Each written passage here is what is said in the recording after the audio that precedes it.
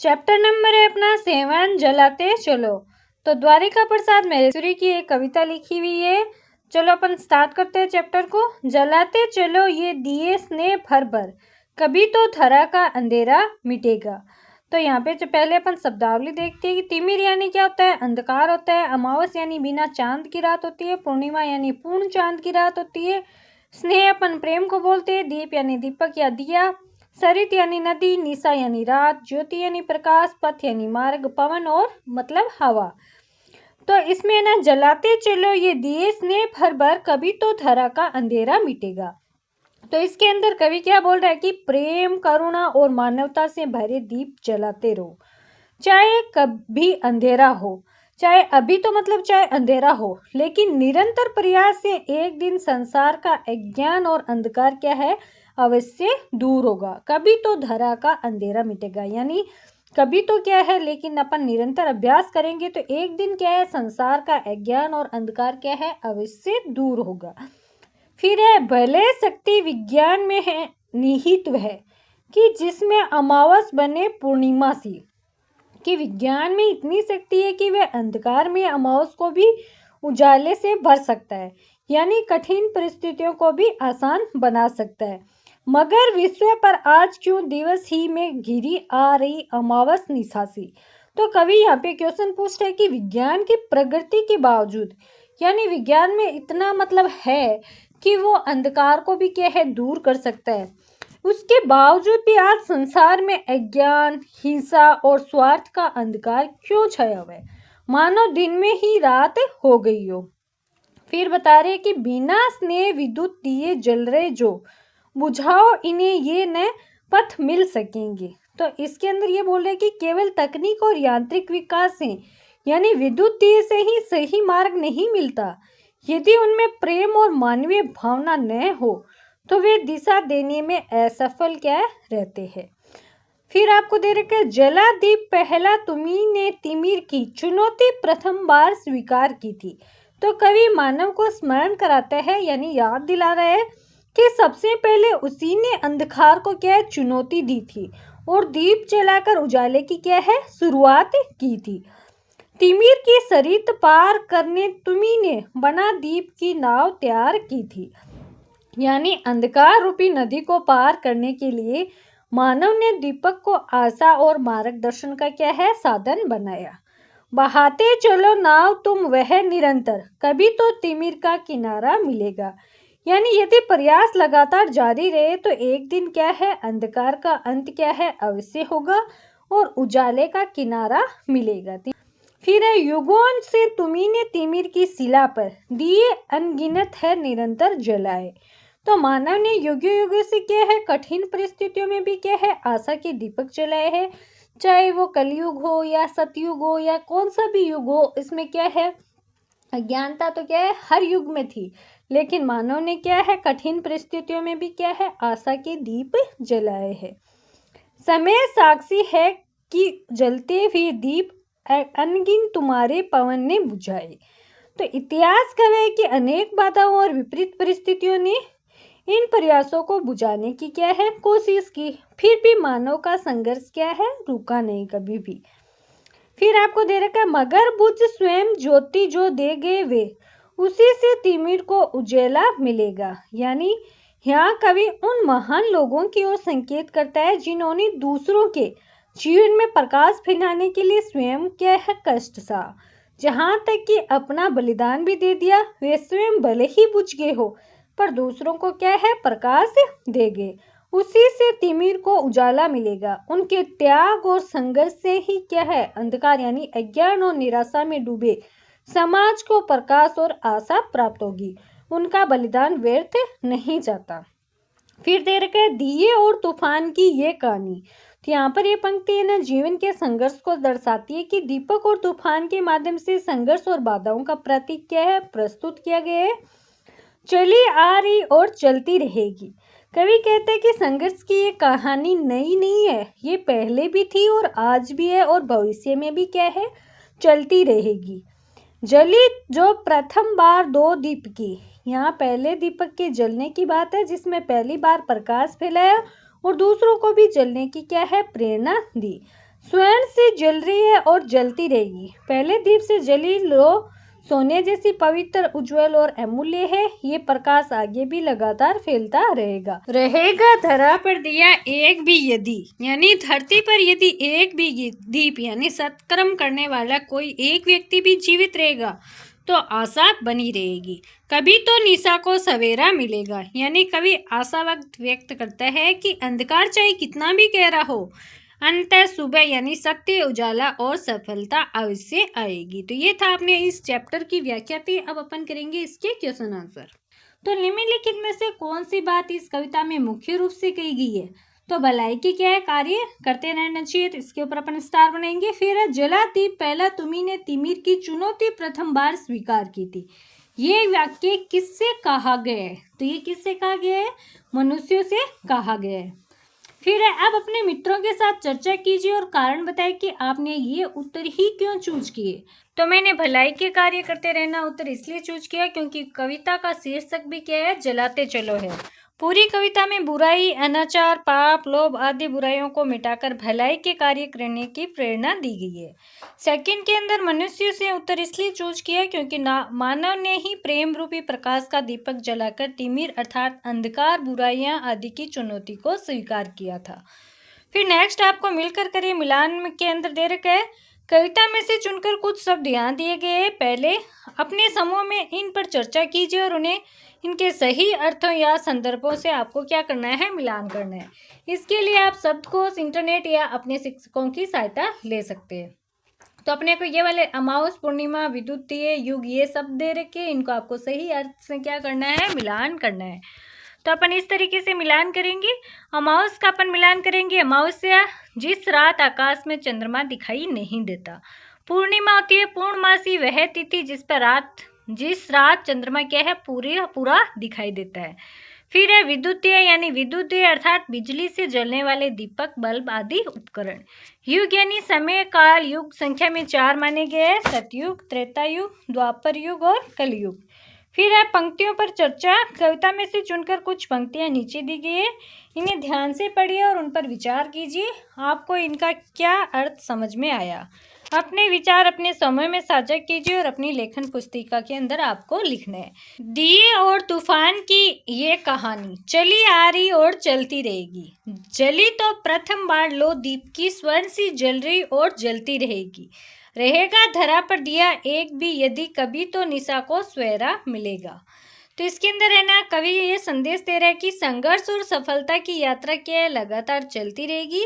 हमें निराश या हतोत्साहित नहीं होना चाहिए, क्योंकि अगर एक दीपक भी जल रहा है तो मानवता का प्रकाश क्या है? कायम रहेगा। प्रेम, बलिदान और ज्ञान के संदेश दुनिया में फैलेंगे और जीवन को अर्थ मिलेगा।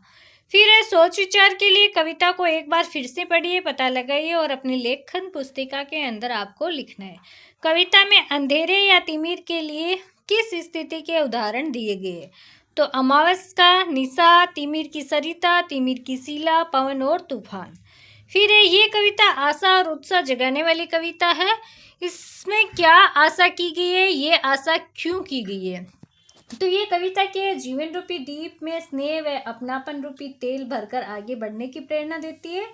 निराशा के बीच ही आशा की एक किरण दिखाई देती है। मानव और विश्व कल्याण हेतु हमें महापुरुषों के पद चिन्हों पर चलना होगा। प्रेम, सद्भावना और मानवीय सौंदर्य से ये जीवन क्या है? खुशहाल बनता है। नई पीढ़ी इतिहास में हुए महान लोगों से प्रेरणा लेकर एक सुंदर भविष्य की नींव रखेगी। कविता मनुष्य के हृदय में विश्व बंधुत्व की आशा जागृत करती है।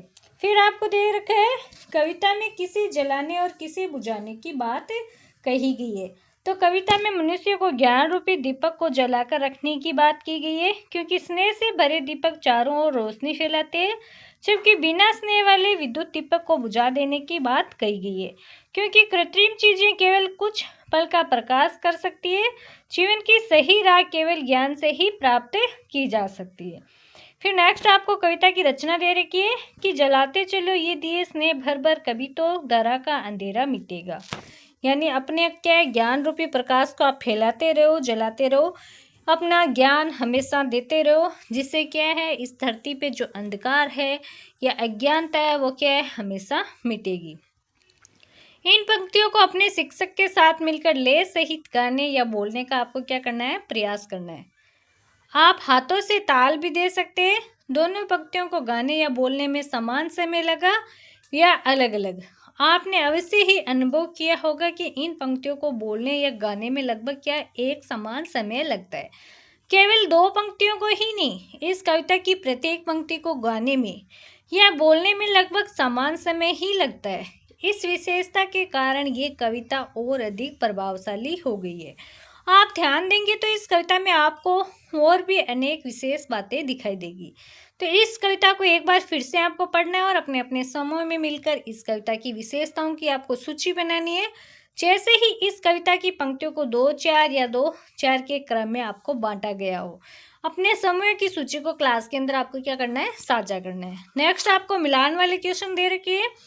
तो कभी तो तिमिर का किनारा मिलेगी, इसका अपन मिलान करेंगे। विश्व की समस्याओं से एक न एक दिन छुटकारा अवश्य मिलेगा। फिर है जलाते चलो ये दिए स्नेह भर भर, तो दूसरों के सुख चैन के लिए प्रयास क्या है, करते रहिए, इसे अपन मिलान करेंगे। फिर आपको दे रखे है मगर विश्व पर आज क्यों दिवस ही में गिरी आ रही अमावस निशासी, तो विश्व में सुख शांति क्यों कम होती जा रही है, इससे अपन मिलान करेंगे।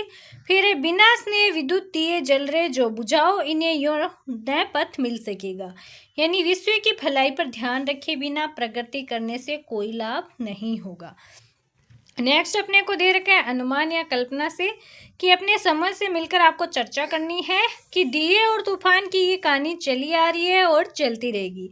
दीपक और तूफान की ये कौन सी कहानी हो सकती है जो सदा से चली आ रही है, तो इसके अंदर अपन लिखेंगे कि दीपक और तूफान की ये कहानी आशा और संघर्ष की कहानी है। दीपक क्या है, अच्छाई सत्य और विश्वास का प्रतीक है, जबकि तूफान क्या है, कठिनाइयों बाधाओं और बुराइयों का प्रतीक है। ये कहानी सदा से चली आ रही है क्योंकि हर युग में अच्छाई और बुराई के से संघर्ष करना पड़ता है। फिर भी दीपक बार बार जल उठता है और अंधकार को हराने की कोशिश करता रहता है।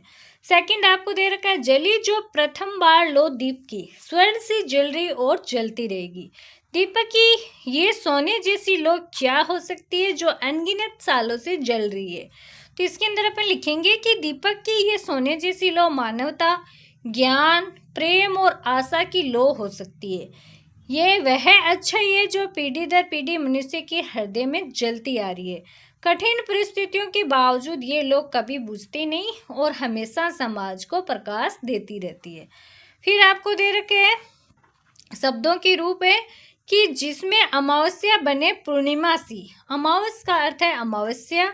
इन दोनों शब्दों का अर्थ तो समान है लेकिन इनके लिखने बोलने में थोड़ा सा अंतर है। ऐसे ही कुछ शब्द नीचे दिए गए, इनसे मिलते जुलते दूसरे शब्द कविता से आपको खोज कर लिखने हैं। ऐसे ही कुछ अन्य शब्द आपस में चर्चा करके खोजिए और लिखिए। जैसे दिया क्या होता है, दीपक होता है। उजेला यानी उजाला होता है।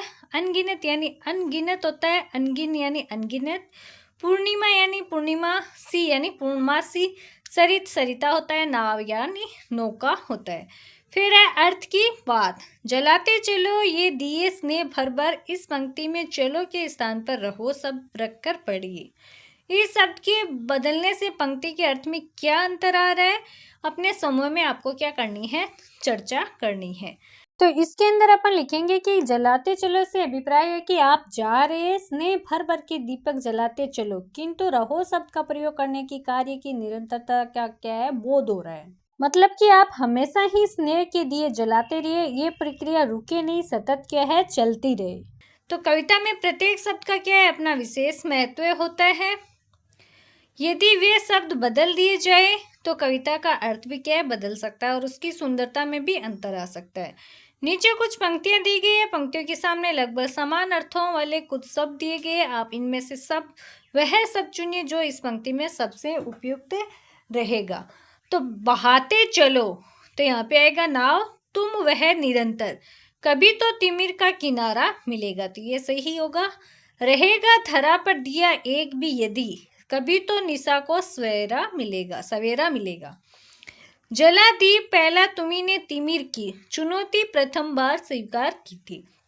तो इस तरीके से सही शब्द यहाँ पे आपको भरने हैं। फिर प्रतीक यानी कभी तो निशा को सवेरा मिलेगा। निशा का अर्थ होता है रात और सवेरा का अर्थ यानी सुबह।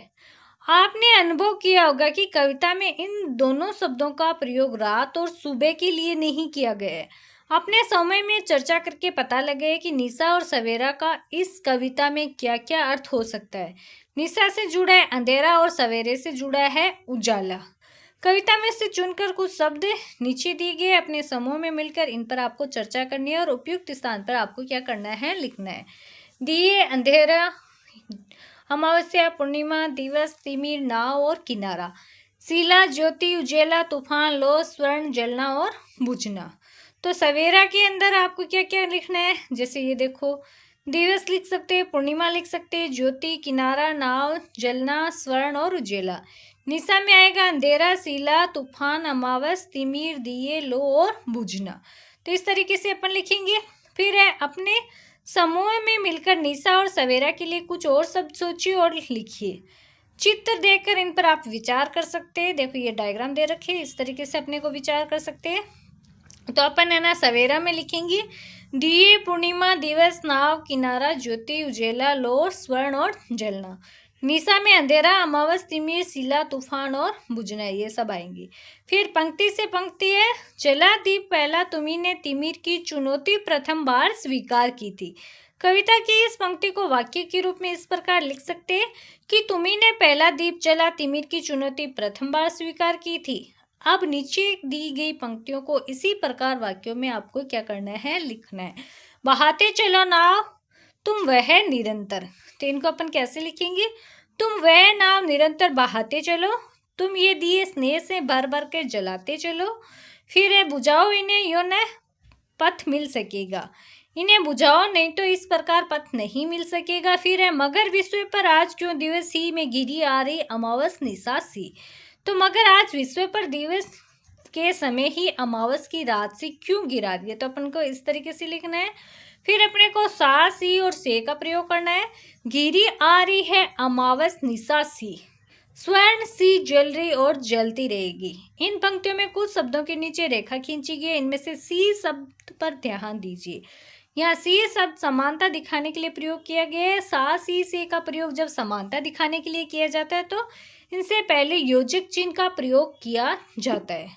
अब आप भी विभिन्न शब्दों के साथ सा, सी, से का प्रयोग करते हुए अपनी कल्पना से 5 वाक्य अपनी नोटबुक के अंदर आपको लिखना है। यानी अपन लिखेंगे वह बच्चा फूल सा, सा से पहले योजक चिन्ह लगा दिया अपन, मासूम है।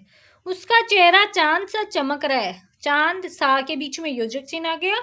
उसकी आवाज शहद सी मीठी है, तो अपने को सा, सी से पहले लगाना है, तो यहाँ पे सी से पहले सी मीठी है। वह व्यक्ति पर्वत सा अड़िग है, नदी का पानी आईना सा साफ है। तो इस तरीके से अपन योजक चिन्ह का प्रयोग करेंगे। फिर है पाठ से आगे, रहेगा धरा पर दिया एक भी यदि कभी तो निशा को सवेरा मिलेगा। यदि हर व्यक्ति अपना कर्तव्य समझ ले और दूसरों की भलाई के लिए कार्य करे तो पूरी दुनिया सुंदर बन जाएगी। आप भी दूसरों के लिए प्रतिदिन बहुत से अच्छे कार्य करते होंगे, अपने इन कार्यों के बारे में आपको बताना है। तो जैसे मैं प्रातःकाल उठकर अपने घर के बड़ों के चरण स्पर्श करता हूँ, इसके पश्चात नहा धोकर मैं घर के पौधों को पानी देता हूँ। विद्यालय से आकर मैं अपना लंच बॉक्स और पानी की बोतल रसोई घर में रखता हूँ। हमारे घर के पास एक वृद्ध आश्रम है, मेरी माँ और हम दोनों भाई बहन वहाँ जाकर कुछ समय उन लोगों के साथ व्यतीत करते हैं।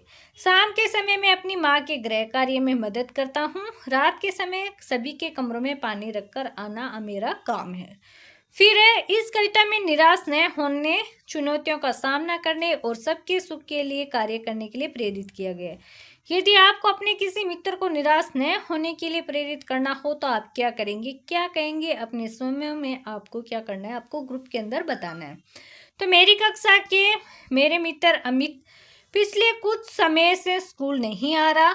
जब हमने अध्यापिका से पूछा तो पता चला कि उसके पापा बीमार थे और उनके व्यापार में भी परेशानी आ रखी थी।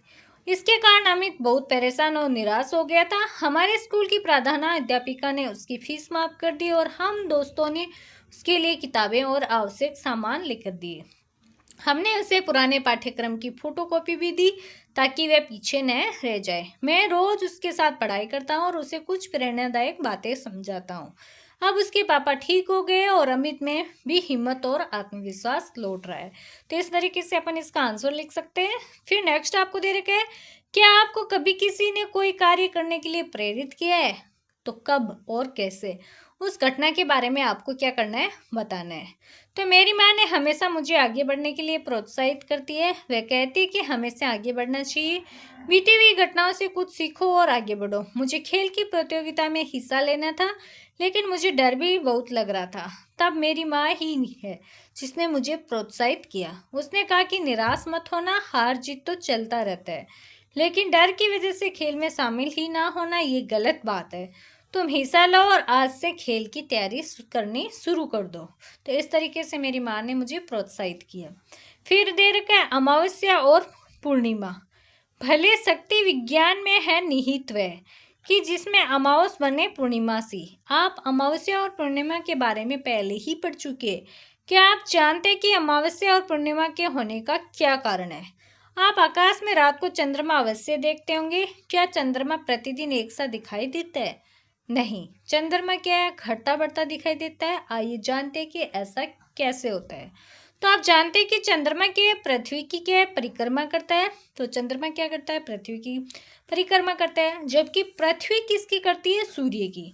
आप ये भी जानते हैं कि चंद्रमा का अपना कोई प्रकाश नहीं होता, वह सूर्य के प्रकाश से ही चमकता है। चंद्रमा की कला धीरे धीरे बढ़ती रहती है और पूर्णिमा की रात चंद्रमा पूरा दिखने लगता है। इसके बाद कला धीरे धीरे घटती रहती है और अमावस्या वाली रात चांद दिखाई नहीं देता। चंद्रमा की कलाओं के घटने के दिनों को कृष्ण पक्ष कहते हैं और कृष्ण शब्द का एक अर्थ काला भी है। इसी प्रकार चंद्रमा की कलाओं के बढ़ने के दिनों को अपन शुक्ल पक्ष कहते हैं। शुक्ल शब्द का एक अर्थ उजाला भी है। फिर आपको दे रखे देखो इस तरीके से पूर्णिमा, कृष्ण पक्ष, शुक्ल पक्ष और अमावस्या। तो इसके अंदर क्या है, अमावस्या और पूर्णिमा क्या होती है, चंद्रमा के दो महत्वपूर्ण चरण है। अमावस्या वह समय है जब क्या है, चंद्रमा का कोई भाग दिखाई नहीं देता और पूर्णिमा वह समय है जब चंद्रमा पूरी तरह से क्या होता है, प्रकाशित होता है। इन दोनों स्थितियों के बीच कई चरण होते हैं जो प्रकृति के अद्भुत चक्र का क्या है, हिस्सा है। इसका ये अर्थ है कि जीवन के अंधकार और प्रकाश दोनों का होना क्या है, स्वाभाविक है। अमावस्या हमें जीवन में संघर्ष और धैर्य का महत्व सिखाती है, जबकि पूर्णिमा ये सिखाती है कि हर कठिनाई के बाद उजाला आता है। ये चंद्रमा की सुंदरता और जीवन के संघर्षों को क्या है, दर्शाते हैं। फिर नेक्स्ट अपने को दे रखा है, अब नीचे दिए गए चित्र में अमावस्या, पूर्णिमा, कृष्ण पक्ष और शुक्ल पक्ष को आपको पहचानना है और नाम उपयुक्त स्थानों पर आपको नाम को लिखना है। तो अमावस्या क्या है, ये वह चरण है जब चंद्रमा क्या है, बिल्कुल दिखाई नहीं देता।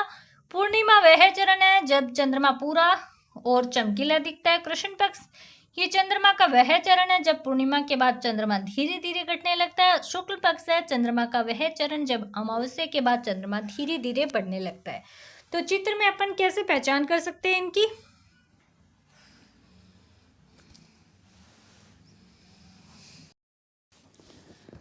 शुक्ल पक्ष है ये चंद्रमा का वह चरण है जब अमावस्या के बाद क्या है, चंद्रमा धीरे धीरे बढ़ने लगता है। चित्र में अपन पहचान करेंगे, सबसे काले चरण को अपन क्या बोलते हैं, अमावस कहेंगे। सबसे चमकीले पूर्ण चंद्रमा को पूर्णिमा कहेंगे। अमावस्या से पूर्णिमा के बीच वाले चरण को शुक्ल पक्ष कहेंगे और पूर्णिमा से अमावस्या के बीच वाले चरण को अपन क्या बोलेंगे, कृष्ण पक्ष बोलेंगे। फिर तिथि पत्र आपको दे रखे हैं कि आपने कैलेंडर अवश्य देखा होगा, उसमें साल के सभी महीनों की तिथियों की जानकारी दी जाती है। नीचे तिथि पत्र के 1 महीने का प्रश्न दिया गया है, इसे ध्यान से देखिए और आपको प्रश्नों के क्या करने हैं, आंसर लिखने। तो ये आपको दे रखा है, इसके अंदर फिर आपको क्या करना है, आंसर लिखने। तो दिए गए महीने में कुल कितने दिन दिए गए हैं, यहाँ पे 31 दिन दे रखे हैं। देखो पूर्णिमा और अमावस्या किस दिनांक और वार को पड़ते हैं। तो इस महीने में कुल कितने 31 दिन है। पूर्णिमा 6 तारीख को और अमावस्या 21 तारीख को पड़ रहे हैं। तो पूर्णिमा का देखो इधर 6 तारीख को और अमावस्या क्या है, यहाँ पे देख सकते हैं 21 तारीख को है। तो इस तरीके से अपन देखेंगे। फिर है कृष्ण पक्ष की सप्तमी और शुक्ल पक्ष की सप्तमी में कितने दिनों का अंतर है। तो दोनों के बीच में कितने दिनों का है, कृष्ण पक्ष की सप्तमी 14 तारीख को है और शुक्ल पक्ष की सप्तमी क्या है, 28 तारीख को है। तो दोनों के बीच में कितना है, 14 दिन का अंतर है। फिर नेक्स्ट अपन देखेंगे इस महीने में कृष्ण पक्ष में कुल कितने दिन है। तो 15 दिन है, 7 जनवरी से 21 जनवरी तक। बसंत पंचमी की तारीख बतानी है आपको, तो 26 तारीख यहाँ पे बसंत पंचमी की तारीख दे रखी है। यहाँ पे ये देखो 26 को बसंत पंचमी शुक्ल पक्ष के अंदर आपको दे रखी है। फिर नेक्स्ट अपने को दे रखा है आज की पहेली के अंदर, समय साक्षी है कि जलते हुए दीप अनगिनत तुम्हारे पवन ने बुझाए। पवन शब्द का अर्थ है हवा। नीचे एक अक्षर डाल दिया गया, इसमें पवन के लिए उपयोग किए जाने वाले अलग अलग नाम या शब्द छपे हैं। आपको उन्हें खोजकर उन पर घेरा बनाना है, जैसा कि हमने पहले से बना दिए है। देखते कि आप कितने सही नाम और शब्द खोज पाते। तो हवा पे घेरा बनाए हुए है, तो अपने को सही जैसे पवन, अनिल, समीर, हवा, वायु, इस तरीके से अपन के है शब्द बनाएंगे। फिर खोजबीन के लिए है कविता संबंधी कुछ रचनाएं देगी, इन्हें पुस्तक में दिए गए QR कोड की सहायता से पढ़ना है और समझना है। हम सब सुमन एक उपवन में बढ़े चलो, रोज बदलता कैसे चांद भाग 1, रोज बदलता कैसे चांद भाग 2। तो ये पंक्ति हमें एकता और समरसता का संदेश देती है। इसमें यह बताया गया है कि हम सभी एक बगीचे के फूलों की तरह है, जो एक साथ मिलकर अपनी सुंदरता और सुगंध से दुनिया को बेहतर बनाते हैं। तो ये कविताएं चांद के बदलते रूपों का वर्णन करती है। इनमें बताया गया कि चंद्रमा अमावस्या से पूर्णिमा तक और फिर पूर्णिमा से अमावस्या तक विभिन्न रूपों में को दिखता है। ये प्रकृति की अनोखी प्रक्रिया का परिचय कराती है, जो हमारे जीवन के उतार चढ़ाव को क्या है दर्शाती है।